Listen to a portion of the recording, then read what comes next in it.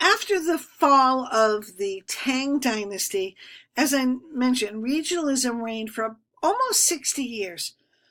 Five short-lived states tried to assume imperial authority, but they really couldn't rule. And so there really was no coherent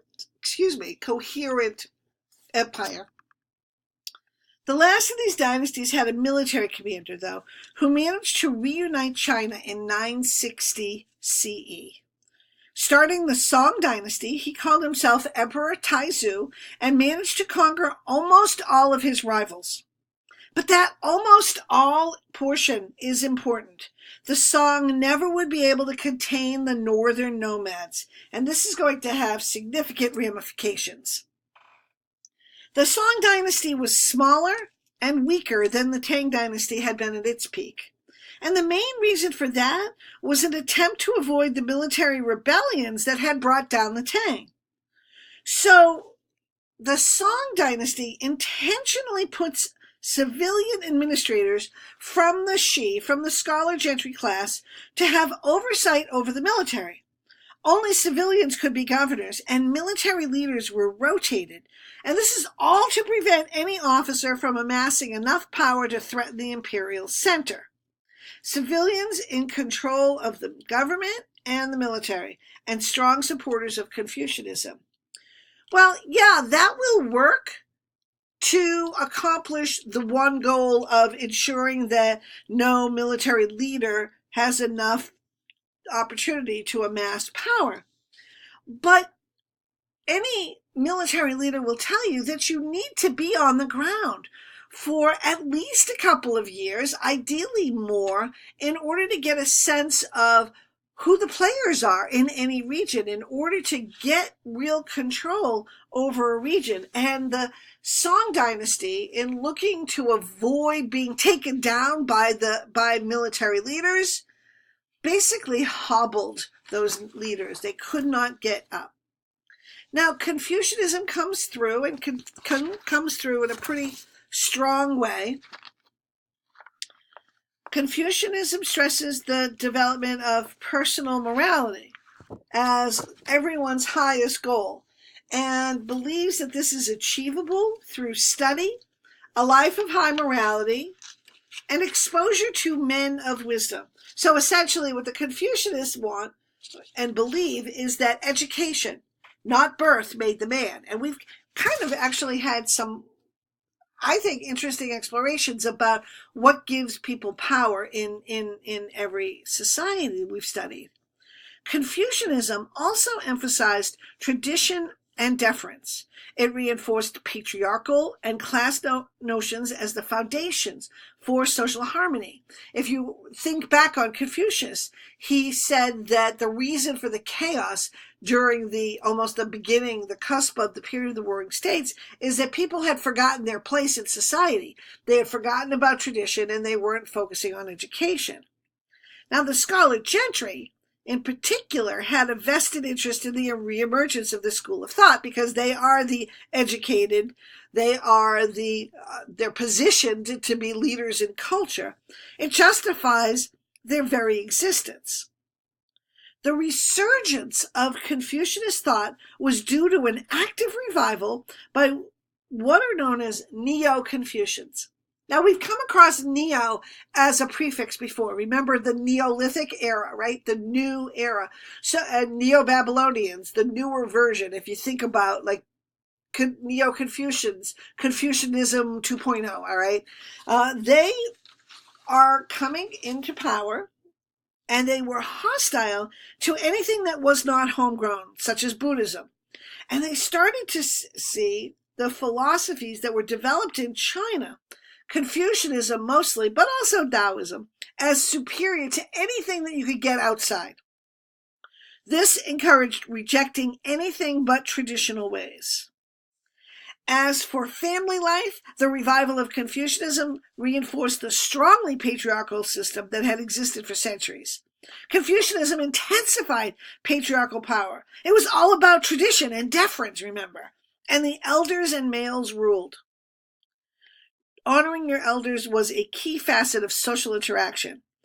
during the Tang period, which is when we start to see Neo-Confucianism coming out, a child who struck a parent or grandparent in anger could be beheaded. How much do you think the government is invested in maintaining this hierarchy, right? More to the point, and this one kills me, or actually might have, younger siblings hitting older siblings faced 2.5 years of hard labor. As the youngest of 4 kids in my family, I gotta tell you, I would have spent my life at hard labor. Older sisters and brothers, please give me a break. But that notion of deferring to people who were older than you and assuming that people who were older and male also were better than you, that really is key. Women remained subordinate to men, and this was established legally with men favored for any family interaction. So let's face it, I would never have survived in China at this point in time.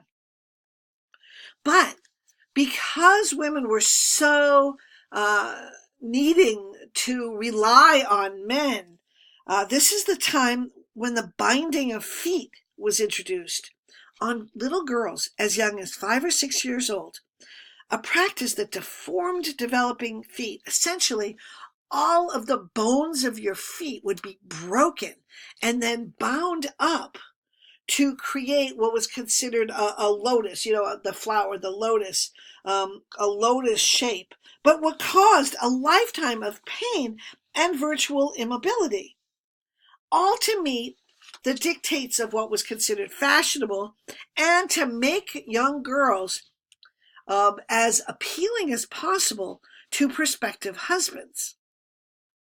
What blows my mind about the foot binding, aside from the incredible pain and the fact that you can't walk, is that mothers would do this to their daughters. And this is something that we also start to see throughout, or start to recognize throughout world history, is that mothers know, particularly not so much these days, but actually, you know what, truth be told, even these days, but not to such an extreme. If women need to get married in order to survive in a society, mothers will do anything to make these girls as attractive as possible on the marriage scene. We're not quite as horribly tied to this idea, at least here in the United States, but there are still practices that we would perhaps consider barbaric, or some people would consider barbaric, to make yourself attractive to the gender that you want to be attractive to, right? I mean, if you think about it, there are mothers who will pay for plastic implants, plastic breast implants for their daughters, or plastic surgery. But we all do it in some way, however we think we would be more attractive, whether it's piercings or tattoos, or in this country, in some African countries, it's as horrific as female genital mutilation. But this notion of being appealing to the gender that you want to appeal to, that you want to attract, this is obviously an extreme with foot binding. But still, if you think about it, the impulse is still there, right? Despite what a lot of people might consider to be a barbaric enterprise, the Tang and Song eras, and they're usually combined, were known for technological and economic advances that were introduced. Paper money, the abacus, banking were introduced.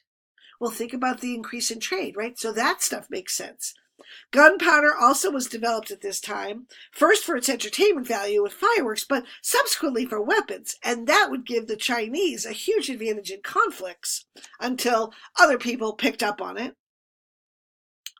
We have the development of movable type. So instead of needing somebody to painstakingly make a copy of a book or a text by hand, you can have mass production of books, and that's going to bring about an increase in literacy.